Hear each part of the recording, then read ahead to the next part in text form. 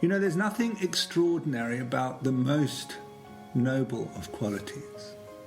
What marks a person as extraordinary is generosity and kindness, and just that. Nothing else. Not whether you can tap dance around the next guy in a conversation, or dance more elaborately, or put on a finer display, or tell stories, or... No, whether you are generous and whether you are kind is what marks you through and through as a good person. So if we were to reclaim the energy that we spent trying to make ourselves an extraordinary human being, or what we think is an extraordinary human being, and put it into allowing ourselves to be an ordinary being who's quite happy to deeply embrace that 95% of life that is ordinary moments, and just bring generosity and kindness into them,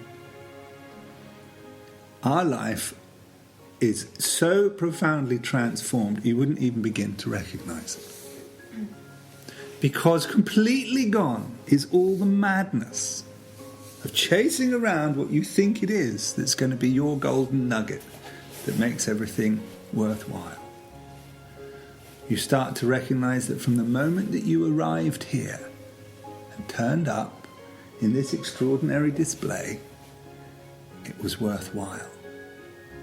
Being here, turning up completely for it, is the challenge. And beyond that, the only thing that we could possibly add that is of any true value is generosity and kindness. So if we are to allow ourselves to reorganize completely, say, okay, I'm going to let myself get reorganized by this, and watch what happens when you just let go. See how unbelievably simple it actually could be if you let it. And how much space you would actually have at that point that you feel you don't have now because you're so busy trying to be extraordinary. So take heed, because we hear a lot about how important it is to be mindful. And I'm telling you about how important it is, and I'm teaching you the importance of concentration and making right effort. But a heart gladdens quickly when it is kind and generous. And it doesn't take very long to settle into a sense of peace, find some stillness and get concentrated. Now, we all have things that we long for, and desire in itself is not harmful. It becomes harmful when what we desire is not actually for our benefit or the benefit of others. And even more so when our desire is so strong that in our pursuit of it we would harm ourselves or harm others to get what it is that we want. But when there arises in you an absolute unwillingness to harm yourself or others in the pursuit of what you want, then you can go and find out whether you really want it for yourself without being a burden to others. And that's fine. So this point at which we know, we get to a point, I am not willing to be a burden, an inconvenience, or to cause suffering to others or myself in the pursuit of what I want.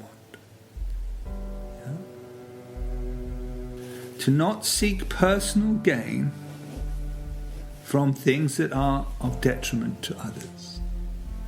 Now, if you can uphold this, your heart will be gladdened. It just will be. Because that's the nature of your heart.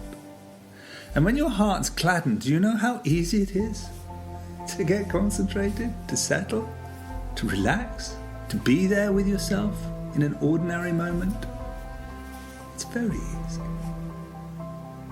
So the path out of suffering doesn't start with sitting on your backside, fighting to watch your breath.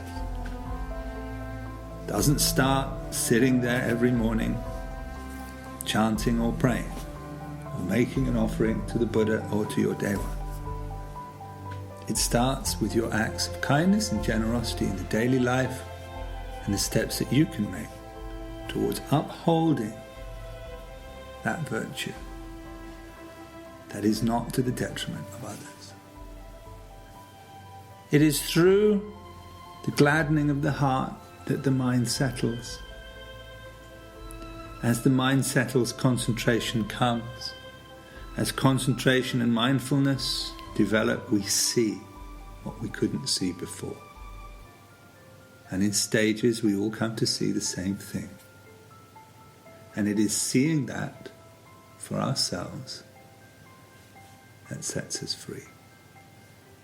And all you're going to come to see is what's been going on here endlessly. And it's not in conflict. It's our idea of ourselves that is in conflict, and it is that we're here to free ourselves from. When we see it like that, whether we find it difficult or not, it is not complicated. It's very straightforward. So, when you sit, that friction that you experience is what you are still clinging to. As you let go that clinging, that friction that you experience fades in stages and stops re-arising. That's it. So this simple act of sitting quietly with yourself is the first step to embracing the ordinary moment. When that's all right, and that's enough, then everything beyond that is a gift. And the only thing to say to that is thank you.